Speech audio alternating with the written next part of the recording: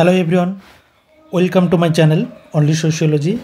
আজকের আলোচনা গ্রামীণ সম্প্রদায়, গ্রাম সম্প্রদায় বা আমরা যেটাকে কী বলি ভিলেজ কমিউনিটি বলে থাকি ইংলিশে। তাহলে ভিলেজ কমিউনিটি কী? অ্যাকচুয়ালি ভিলেজ কমিউনিটি কি? কমিউনিটি মানে কি? কমিউনিটি মানেই সেটা হচ্ছে গ্রুপ অফ পিপল। তাহলে ভিলেজ কমিউনিটি কি? গ্রামের কিছু গ্রুপ অফ পিপল। তাহলে ভিলেজ কমিউনিটি আমরা বলতে পারি যে গ্রুপ অফ পিপল যারা কোথায় বসবাস করছে, তারা একটা স্পেসিফিক এরিয়াতে বসবাস করছে। আমরা বলতে পারি তারা একটা স্পেসিফিক এরিয়াতে বসবাস করছে এবং তারা একত্রিত হচ্ছে সেন্স অফ কমিউনিটি। তারা একত্রিত হয় কিসের দ্বারা? তাদের কমন কিছু লাইফস্টাইল, তাদের কমন কিছু ঐতিহ্য, ট্র্যাডিশন, তার উপর বেস করে তারা একত্রিত হয়। যেমন আমরা গ্রামীণ সম্প্রদায় কি বলছি? গ্রামীণ সম্প্রদায় তাহলে পার্টিকুলারলি কিছু মানুষ, কিছু সংখ্যক মানুষ একত্রিত হয়ে থাকছে কোনো একটা পার্টিকুলার জিওগ্রাফিক্যাল এরিয়া বা কোনো একটা নির্দিষ্ট ভৌগোলিক অবস্থান তাদের, এবং তাদের মধ্যে যে ইউনিটি, সেই ইউনিটিটা তাদের মধ্যে ইউনিটিটা কিসের উপর বেস করে হচ্ছে? ইউনিটিটা তাদের মধ্যে সোশ্যাল, সামাজিক বন্ধন, সোশ্যাল বন্ডিং বা সোশ্যাল টাইস বা তাদের যে ট্র্যাডিশন, সেই ট্র্যাডিশনের নিরিখে তাদের মধ্যে আমরা এই ইউনিটিটা দেখতে পাচ্ছি। এবং এটা অবশ্যই কিন্তু মনে রাখতে হবে যে সিটির মতো বড় কনসেপ্ট নয়, এটা কিন্তু it is smaller than a town. অবশ্যই এটা কোনো একটা টাউন থেকে সেটা কিন্তু ছোট। ওকে, তাহলে কি গ্রামই আমরা যদি গ্রামীণ সম্প্রদায়ের কথা বলি, সেখানে দেখব গ্রাম নিয়ে অনেক তাত্ত্বিক আলোচনা করেছেন। এখানে আমরা একজন গুরুত্বপূর্ণ তাত্ত্বিককে আলোচনা করব বা গুরুত্বপূর্ণ তাত্ত্বিকের একটা চিন্তাভাবনা বা কথা আলোচনা করব, সেটা হচ্ছে মহাত্মা গান্ধী। তাহলে গ্রাম ভারতই হলো ভারতবর্ষের আসল পরিচয়। কারণ আমরা জানি ভারতবর্ষের যে বেসিক বা ভারতবর্ষের যে অর্থনৈতিক কাঠামো, সেই অর্থনৈতিক কাঠামো তৈরি হয় কিন্তু গ্রামের দ্বারাই। মহাত্মা গান্ধী বলেছিলেন ভারতবর্ষ বাস করে তার গ্রামে। ভারতীয় সমাজ সংস্কৃতি সম্পর্কে অবহিত হওয়ার জন্য ভারতের গ্রাম সম্প্রদায়ের বৈশিষ্ট্য সম্পর্কে অবশ্যই পর্যালোচনা করা দরকার। তাহলে ভারতের সমাজ বা সংস্কৃতিকে বুঝতে গেলে গ্রাম সম্প্রদায়কে বুঝতে হবে।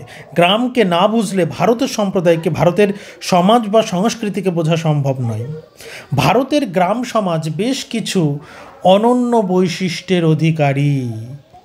আমরা এবার সেই বৈশিষ্ট্যগুলোই আলোচনা করব। তাহলে প্রথম যেটা আমরা একদম প্রথমেই দেখলাম যে কমিউনিটি কাকে বলে? কমিউনিটি মানেই সেখানে সমষ্টি, কিছু মানুষের সমষ্টি। তাহলে সমষ্টিগত মানসিকতা থাকবে এক নম্বর। তাহলে গ্রাম বা সম্প্রদায়ের অধিবাসীর মধ্যে কি থাকবে? সমষ্টিগত মানসিকতা। ওকে, আচ্ছা, এটা আলোচনা করার আগে আরেকটা বিষয় বলে দিই যে বিশেষ করে ভিলেজ স্ট্রাকচার অ্যান্ড চেঞ্জেস বা ভিলেজ নিয়ে যে সিলেবাসে ভিলেজ স্ট্রাকচার চেঞ্জ এই পার্টটা আছে, তারাই কিন্তু এটাকে ফলো করতে পারো। আর স্পেসিফিক্যালি এটা আমি যাদেরকে টার্গেট করে আজকের ভিডিওটা, তারা হচ্ছে third same major Kalyani university. Okay, এছাড়াও প্রত্যেকটা ইউনিভার্সিটিতেই কিন্তু এই ভিলেজ স্ট্রাকচার অ্যান্ড চেঞ্জ এই পার্টটা আছে। তার মধ্যে অবশ্যই ভিলেজ কমিউনিটির বৈশিষ্ট্য পড়তে হবে। তাহলে কী হবে? এর ফলে তাদের মধ্যে আমরা বোধ গড়ে ওঠে, ফিলিংস। ব্যক্তিগত স্বার্থের চেয়ে তাদের কাছে কী স্বার্থ হয়? সামাজিক স্বার্থ বেশি গুরুত্ব লাভ করে। জীবনের সার্বিক প্রয়োজনগুলি মেটানোর লক্ষ্যে তারা যৌথভাবে এক সামগ্রিক জীবনধারার অংশীদার হতো।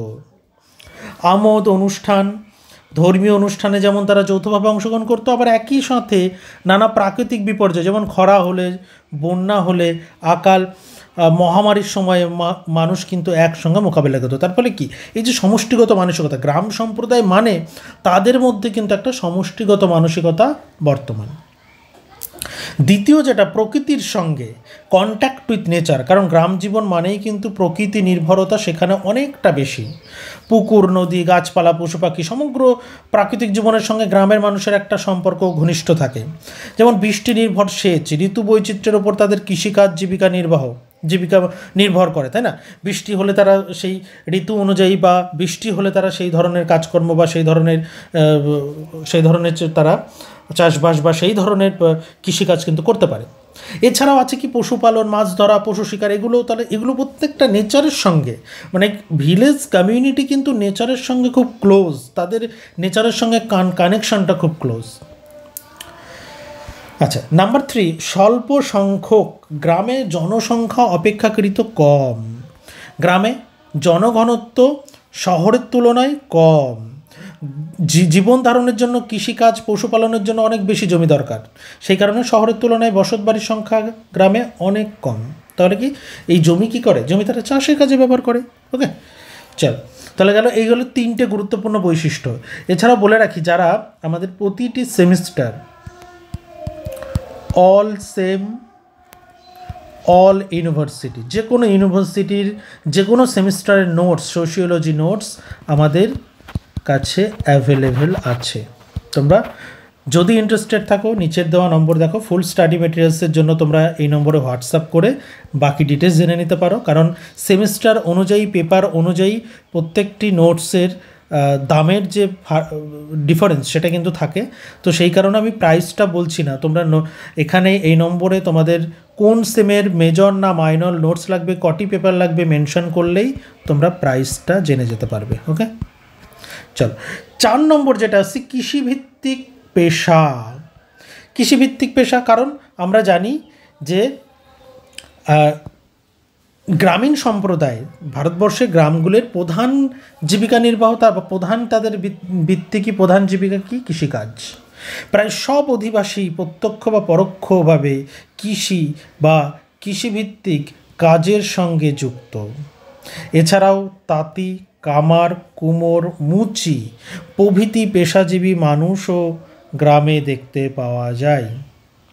সনাতন ভারতের গ্রামে পেশা মূলত কি, জাতভিত্তিক। আমরা জানি যে আমরা একদম সনাতন ভারতবর্ষের মানে পুরনো গ্রামগুলোতে যদি আমরা দেখি জাতভিত্তিক পেশা, কারো কারোর মতে সে সময় ভূসম্পত্তিতে কোনো ব্যক্তি মালিকানা ছিল না, তার ফলে কি এই জাতের ওপর বেস করে প্রত্যেকের পেশা নির্বাচন হতো। ওকে, মুখোমুখি সম্পর্ক, গ্রামীণ মানুষ প্রত্যেকটা মানুষের সঙ্গে চেনে। হ্যাঁ, মানুষের সংখ্যা কম বলে তারা সবার সঙ্গে সম্পর্কটা কিন্তু ভীষণ প্রাথমিক, ফেস টু ফেস রিলেশন। প্রতিটি পরিবারের সদস্যদের সঙ্গে অন্যান্য পরিবারের সদস্যদেরও কিন্তু পরিচয় আছে। মানে একটা গ্রামের শুরুতে গিয়ে, গ্রামের একদম শুরুতে গিয়ে যদি গ্রামের প্রান্তে যে ব্যক্তি থাকে তার নাম বা পরিচয় জানতে চাও বা তার বাড়ি কোথায়, সে কিন্তু খুব সহজে একটা মানুষ কিন্তু সেই গ্রামের প্রান্তে থাকা মানুষটার কথাও বলে দিতে পারবে। অনানুষ্ঠানিক, অকৃত্রিম এই সম্পর্ক গড়ে ওঠে পরিবার, প্রতিবেশী, আত্মীয় কুটুম্বকে ভিত্তি করে।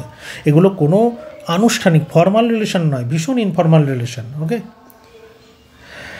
স্বয়ংসম্পূর্ণতা। স্বয়ংসম্পূর্ণতা মানে কি আগে বুঝতে হবে। স্বয়ংসম্পূর্ণতা মানে সেলফ সাফিসিয়েন্সি, যেটাকে আমরা বলি। মানে একটা গ্রাম তার নিজের প্রয়োজন মেটাবার জন্য কখনোই অন্য কোনো গ্রামের ওপর নির্ভরশীল হয় না। তাদের যা প্রয়োজন জীবিকা নির্বাহের জন্য বা বেঁচে থাকার জন্য, তাদের যা প্রয়োজন, তাদের যা প্রয়োজনীয়তা, সেই প্রয়োজনীয়তা ফুলফিল করে সমস্ত গ্রামের মধ্যে থেকেই। হ্যাঁ, কীভাবে করতো তারা, স্বয়ংসম্পূর্ণতাটা কীভাবে রাখতো? ভারতের সনাতন গ্রামের একটা গুরুত্বপূর্ণ বৈশিষ্ট্য এটা। অনেকের মতো মোটামুটি 19বিংশ শতাব্দীর মধ্যভাগ পর্যন্ত এই গ্রাম সম্প্রদায়গুলি তাদের স্বয়ংসম্পূর্ণতারও বজায় রাখতে সক্ষম হয়। এই স্বনির্ভরতা শুধু গ্রামগুলির অর্থনৈতিক ক্ষেত্রেই নয়, পাশাপাশি সামাজিক, রাজনৈতিক সমস্ত ক্ষেত্রে পরিলক্ষিত হতো। মানে গ্রামগুলোর সম্পূর্ণরূপে গ্রামগুলো কিন্তু নিজেদের মধ্যে সমস্ত আদান প্রদানের মধ্য দিয়ে তারা বেঁচে থাকার জন্য যা কিছু প্রয়োজন, সেই প্রয়োজনগুলোকে ফুলফিল করতে পারত। ওকে, সেটা শুধুমাত্র অর্থনৈতিক না, সামাজিক ক্ষেত্রে, রাজনৈতিক ক্ষেত্রে। পরবর্তীকালে ভারতবর্ষের অর্থনৈতিক ও রাজনৈতিক ব্যবস্থার খুব দ্রুত লয়ে বা খুব দ্রুত গতিতে, লয় মানে গতিতে পরিবর্তন দেখা যায় এবং এর প্রভাবে গ্রাম সম্প্রদায়গুলিতে একটা ব্যাপক পরিবর্তন আসে। সেই পরিবর্তনের মধ্যে সবচেয়ে গুরুত্বপূর্ণ পরিবর্তন ছিল, মনে রাখতে হবে, কৃষির বাণিজ্যিকীকরণ। আগে কি হতো, কৃষির বাণিজ্যিকীকরণটা বোঝো তোমরা, একটু ছোট করে বলে দিই। আগে কৃষির যা কিছু উৎপাদন হতো সমস্ত কিছু গ্রামের মানুষের প্রয়োজনে, অর্থাৎ গ্রামে যদি ধান চাষ হতো, সেই ধান চাষ মানুষের খাদ্যদ্রব্য বা মানুষের সারা বছরের খাদ্যের চাহিদা মেটানোর জন্য যতটা ধান প্রয়োজন তারা ততটাই চাষ করতো। কিন্তু কৃষির বাণিজ্যিকীকরণের ফলে কি হলো, কৃষিপণ্য বাণিজ্য পারপাসে ব্যবহার করা শুরু হলো। অর্থাৎ সেগুলো একটা জায়গা থেকে তারা যে উৎপাদন করছে, নিজেদের চাহিদা বা নিজেদের প্রয়োজনীয়তা ফুলফিল করার পরে যে উদ্বৃত্ত ফসলটা থাকছে, সেই ফসলটা তারা অন্য জায়গায় বিক্রি করছে বাণিজ্যের উদ্দেশ্যে, বাণিজ্যিকীকরণ। ওকে, কৃষিপণ্যর বাণিজ্যিকীকরণ শুরু হলো। যোগাযোগ ব্যবস্থার উন্নতি হলো, তাহলে একটা স্থান থেকে আর একটা স্থানে কৃষিপণ্য নিয়ে যাওয়ার সুবিধা হলো। কেন্দ্রীয় শাসন ব্যবস্থা, গ্রামীণ শিল্প, ফলে গ্রামীণ সমাজ বা সম্প্রদায়গুলির স্বয়ংসম্পূর্ণতা আস্তে আস্তে কমতে থাকলো, স্বয়ংসম্পূর্ণতা থাকলো না। পরবর্তীতে কিন্তু আমরা গ্রামের যে চেঞ্জ হয়েছে সেগুলোর ক্ষেত্রে কিন্তু আমরা স্বয়ংসম্পূর্ণতা কমতে দেখি। এরপর চলে আসি লাস্ট দুটি, 6টা হলো 7 নম্বর জাতিপ্রথা, 8 নম্বর রক্ষণশীলতা। জাতিপ্রথাটা বলি, আমরা জানি ভারতীয় সমাজকে স্টাডি করতে গেলে কাস্ট সিস্টেম ছাড়া স্টাডি করা কোনোভাবেই সম্ভব নয়। গ্রামীণ সম্প্রদায় বা সমাজের অধিবাসীদের জীবনধারা জাতি ব্যবস্থার ভিত্তিতেই পরিচালিত হতো। এখনও ভারতবর্ষের অধিকাংশ গ্রাম জীবনে জাতিপ্রথার প্রভাব যথেষ্ট আছে। হ্যাঁ, জাতির ভিত্তিতে গ্রাম জীবন স্তর বিন্যস্ত, এর ভিত্তিতে গ্রামের মানুষের মর্যাদা স্থিরীকৃত হতো। হ্যাঁ, জাতি মর্যাদা আরোপিত, জন্ম থেকে তা ঠিক হয়ে যায়। তাহলে কি এর ভিত্তিতে গ্রামে মানুষের মর্যাদা ঠিক হচ্ছে, যে একজন যে জাতে জন্মগ্রহণ করছে সেই জাতিরই সে অংশ এবং সেই অনুযায়ী তার মর্যাদা। তাহলে প্রত্যেক জাতির এই যে পরম্পরাগত নিজস্ব বৃত্তি আছে তাও কিন্তু পূর্ব নির্ধারিত। জাত পঞ্চায়েত জাতিভুক্ত সদস্যদের আচার ব্যবহার নিয়ন্ত্রণ করত, টোটালটাই পূর্ব নির্ধারিত। তাহলে এটা একটা জাত ব্যবস্থা কিন্তু গ্রাম সমাজের খুব গুরুত্বপূর্ণ একটা ক্যারেক্টারিস্টিক্স। তো লাস্টলি অষ্টমত যেটা রক্ষণশীলতা, কনজারভেটিজম। ভারতের গ্রাম সমাজ বা সম্প্রদায়ের একটা অন্যতম গুরুত্বপূর্ণ বৈশিষ্ট্য হলো রক্ষণশীলতা। রক্ষণশীলতা কেমন? সনাতন ধর্মের প্রথা, লোকনীতি ইত্যাদি গ্রামের মানুষের সামাজিক জীবনকে গভীরভাবে প্রভাবিত করে। অর্থাৎ এগুলোকে তারা বাঁচিয়ে রাখতে চায়, এগুলোকে তারা রক্ষা করে চলতে চায়। এর ফলস্বরূপ তাদের আচার আচরণে রক্ষণশীলতা দেখা যায়। প্রথা, লোকনীতি, ধর্ম, এই ধর্মকে বেস করে তাদের মধ্যে রক্ষণশীলতা দেখা যায়। প্রচলিত গতানুগতিক যে জীবনধারা সেটাই তাদের কাছে অধিকতর শ্রেয় বা অধিকতর শ্রেষ্ঠ বলে বিবেচিত হয়। কোনো ধরনের সাংস্কৃতিক সামাজিক পরিবর্তন তাদের কাম্য হয় না। তারা সাংস্কৃতিক বা সামাজিক পরিবর্তন কিন্তু কখনোই তাদের কাছে কাম্য নয়। ওকে, অর্থাৎ এভাবে আমরা বলতে পারি যে গ্রামীণ সম্প্রদায়ের উল্লেখযোগ্য কিছু বৈশিষ্ট্য আমরা আলোচনা করলাম, যার পরিপ্রেক্ষিতে আমরা গ্রাম সম্প্রদায়ের বৈশিষ্ট্য সম্পর্কে একটা ধারণা আজকের ক্লাসে লাভ করলাম। এবং এই ক্লাসটা দেখার পর আশা করছি পয়েন্টগুলো তোমরা নোট করে নিয়েছো, যে 8টা পয়েন্টের কথা বললাম। এই 8টা পয়েন্টের উপর বেস করে যদি 10 নম্বরের প্রশ্নও আসে তাহলে খুব সহজেই কিন্তু এই 8টা পয়েন্টের উপর বেস করে আশা করছি লিখে দিয়ে আসতে পারবে। ওকে, তো আশা করছি ভিডিওটি হেল্পফুল হয়েছে। যদি হেল্পফুল হয়ে থাকে তাহলে অবশ্যই তোমাদের কলেজ গ্রুপের, প্রত্যেকের কলেজের একটা নির্দিষ্ট সেমিস্টারের একটা গ্রুপ আছে, সেই গ্রুপে শেয়ার করো, তোমাদের নিজেদের বন্ধুদের গ্রুপে শেয়ার করো, যাতে বন্ধুরা উপকৃত হয়।